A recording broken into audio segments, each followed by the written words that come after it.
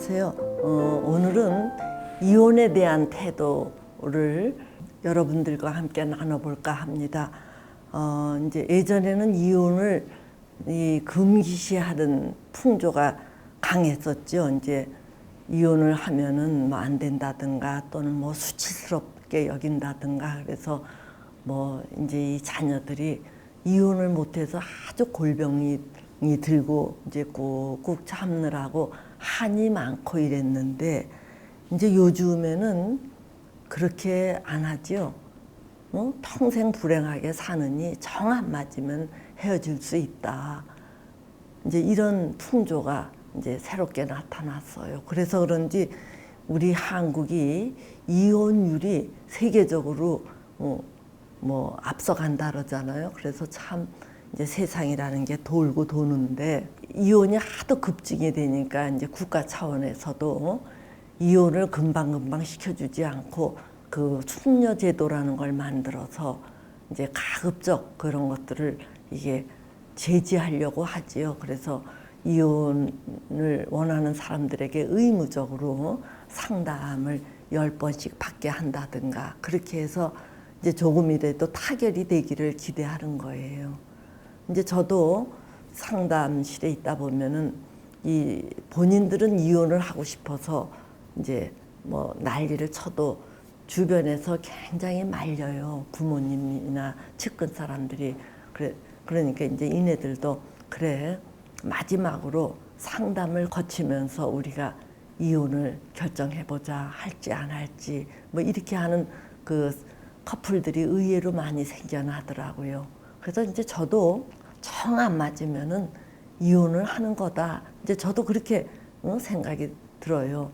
서로 맞지 않는 사람하고 한평생 산다는 것도 지옥 아니겠어요? 그러니까 그럴 바에는 이혼을 하는 게 낫다. 특히 폭력이라든가 도박이라든가 마약 중독이라든가 또는 어떤 외도, 상습적인 외도라든가 이런 게 있을 때에는 평생 속을 끓이고 사느니 이혼하는 게 낫다. 저도 그렇게 생각하는 편입니다. 그리고 무엇보다도 이제 이러한 큰 사건들이 아니더라도 본인들이 정서적으로 정 안 맞으면은 이혼을 할 수 있다라고 봐요. 누가 감정마저도 이래라 저래라 이렇게 지배할 수 있는 것은 아니거든요. 이제 그게 사람의 기본권이라고 보기 때문에. 자, 그래서 이혼을 뭐 굳이 말리는 건 아닌데 제가 이제 안타깝게 여기는 것은 다른 게 아니고 이혼을 할 때 두 남녀가 서로 너무 척을 진다는 거예요. 어쨌든 서로가 좋아서, 좋아서 결혼을 했고 또 서로 품었던 관계인데 이제 살다가 보니까 몰랐던 것을 알게 되고 또 배신감도 느끼고 그래서 실망을 하니까 헤어지는 것으로서 이제 단죄를 하는 거다 하는 정도에서 끝을 맺으면 좋은데 너무 이게 원수지간처럼 서로를 헐뜯는다는 얘기예요. 그래서 우리가 이혼을 하더라도 굳이 그렇게까지 서로 어떤 할칠 필요가 있을까? 이제 이런 그 안타까움을 이제 지금 토로하는 거예요. 그러면 이제 제가 이 상담 상황에서 제가 이제 이런 이혼에 대해서 서로 원수지간이 되어갖고 서로 헐뜯는 과정을 보면서 뒷맛이 쓴 몇 가지 예들을 말씀을 드리면은 저에게 와서 제가 이제 제3자인데 저에게 와서 그 자기 한때 품었던 배우자에 대해서 너무 정나하게 그 사람에 대한 험담을 해요. 그래서 제가 어떨 때는 그 이야기를 이렇게 들으면서 오죽 분통이 터졌으면은 이런 이야기를 이렇게 읊어댈까 하면서 한쪽에서는 듣기는 하면서도 다른 한편에서는 이게 자기 얼굴에 침뱉기인데 뭐 이런 생각을 하는 거예요. 왜냐하면은 자기가 그런 대상인 줄 모르고서 정말 좋아도 했고 결혼한 거 아니에요? 그러면은 자기가 그런 것들을 미처 간파하지 못했다는 자기 불찰 일 수도 있는데 그런 것들을 그렇게 아주 시시콜콜 너무 적나라하게 이 상대의 어떤 그 안 좋은 점을 표현할 때 그 사람을 이렇게 다시 보게 되어요. 이게 감정이 솟구쳐서 그런 거긴 하겠지만 그래도 한때 자기가 품었던 사람인데 저렇게까지 시시콜콜 얘기할 필요가 있을까? 그냥 아주 이게 그냥 통틀어서 그 사람하고 나하고는 도저히 맞출래야 맞출 수 없다. 그래서 안 살기로 나는 마음을 굳혔습니다. 이것으로서 끝이라는 얘기예요. 어차피 안 살 걸 뭘 그토록 시시콜콜 까발리느냐 이제 이런 얘기예요. 자, 이제 또 두 번째 제가 참 곤란하게 여기는 것은 이제 이 자녀들이 있을 거 아니에요. 이 자녀에게는 아무리 못났어도 또 아무리 흉측해도 자기에게는 어머니이고 아버지인데 이 자식을 붙들고 이 배우자에 대한 흉을 본다는 얘기예요. 특히 이제 그 여성분들이 이 감정적이어서 그런지 자녀를 붙들고 그 남편에 대한 흉을 그렇게 적나라하게 보는 거예요. 그 남편의 어떤 그 변태적인 성에 대한 태도를 자녀에게 이렇게 보는 그 부인들이 있더라고요.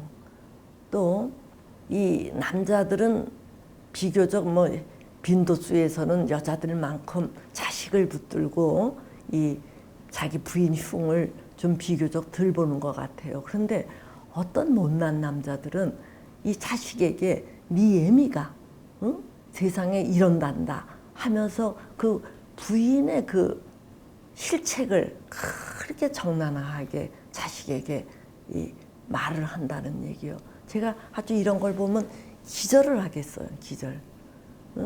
이 아이에게는 어찌됐든 자기 엄마고 자기 아버지라는 얘기요. 그리고 이 부부는 헤어지면 남남이 되지만 이 자식은 남남이 될 수 없는 관계예요. 자기가 죽을 때까지는 살인자라도 자기 부모고 창부라도 자기 부모라는 얘기예요. 그래서 이 부모와 자식 간에 끊어질 수 없는 관계라는 게 있기 때문에 시시때때로 만나기도 하고 이 보살펴 드려야 하기도 하는데 어쩌자고 이 부모의 못난 점을 자식들이 알아야 되느냐. 이거는 정말 자식을 위해서도 우리가 이런 것들은 조심해야 된다. 이런 것들을 꼭 말씀드립니다. 자식에게는 엄마 아빠가 헤어졌을 망정 자기에게는 좋은 아버지상, 좋은 어머니상이 있어야 그 자식이 그 살아가는데 이게 꼿꼿하고 이 당당하고 자존심을 가질 수 있기 때문입니다. 그리고 이제 또 제가 세 번째로 드리고 싶은 이야기는 이 재산을 이제 분배하는 문제에 있어서 어쩌면 그렇게 첨예하게 상대방에게 덜 주고 싶어 하는지 정말 악을 쓰는 거예요. 근데 이제 한번 생각을 해보셔요. 한때 나의 배우자로 지냈던 사람이 이게 빈털터리로 바깥에 나가서 거지처럼 살면은 그게 보기 좋겠느냐는 얘기예요. 그러니까 아무리 잘못을 해서 내가 도저히 배우자의 위치에 둘 수 없어서 삽으로 퍼내듯이 퍼낸다 하더라도 그 사람이 바깥에 나가서 너무 험하게 살지 않도록 그 사람이 어느 정도 자립해서 살 수 있을 만큼 배려를 해줘야 자기 체면도 살고 자기 얼굴도 살고 그렇다는 얘기예요. 그래서 우리가 헤어질 때 그 사람의 잘못을 들먹이면서 홀랑 깝대기 베끼듯이 그렇게 해서 내보내려고 하지 말라는 얘기예요. 어느 정도 그이도 험하지 않게 살아야 내 위신이 서기 때문이에요. 그리고 또 다른 하나는 어차피 헤어졌으면은 그래 너는 너대로 잘 살아라. 나는 나대로 잘 살 테니까 이런 식의 태도가 좋지. 이미 헤어졌는데 뭘 그렇게 두고두고 그 사람에 대한 악담을 하느냐. 이제 이런 거를 말씀드리고 싶습니다. 이상하게 자기는 이혼하고 싶지 않았는데 이혼을 당한 게 억울해서인지 그렇게 두고두고 악담을 하더라고요. 이제 이랬을 경우에는 그 부인이 이제 남편에게 억울하게 자기가 뭐 이혼을 당했다 또는 서운하다 또는 너무 인색하게 자기를 내쫓았다 이렇게 앙심을 품은 여자가 자기 애들을 남편이 키우는데 내중에 이 아들이 어느 정도 학교를 다닐 때 되면은 학교로 찾아가서 그 아들을 만나갖고 그 아버지 흉을 보는 거예요. 그러니까 이 아들이 제정신으로 살 수가 없어요. 응? 자기는 아버지 밑에서 새어머니 눈치를 봐가며 그냥 사는데 생모라는 사람이 학교로 찾아와서 뭘 사줘가면서 뭘 사먹여가면서 옛날에 니들 아버지가 나에게 이렇게 혹독하게 했다, 이렇게 잔인하게 했다, 나는 억울하다 이렇게 해서 이 아버지에 대한 이 부정적 감정을 아들에게 심어주니 이 아들이 아버지 휘하에서 말을 잘 듣고 공부에 전념하겠느냐는 얘기예요. 그래서 이런 너무 이 헤어지는 배우자에게 독하게 했을 때에는 그게 부메랑이 되어서 언젠가는 자기에게 그게 그 나쁜 업으로 돌아오니까 이런 것들을 상당히 조심했으면 합니다. 실제 이제 제가 얼마 전에 그 상담한 게 있는데 이제 남편이 그 외도를 했어요. 그러니까 이 부인이 너무 뿔딱서니가 나니까 두 남매를 그래 너 고생 좀 해봐라.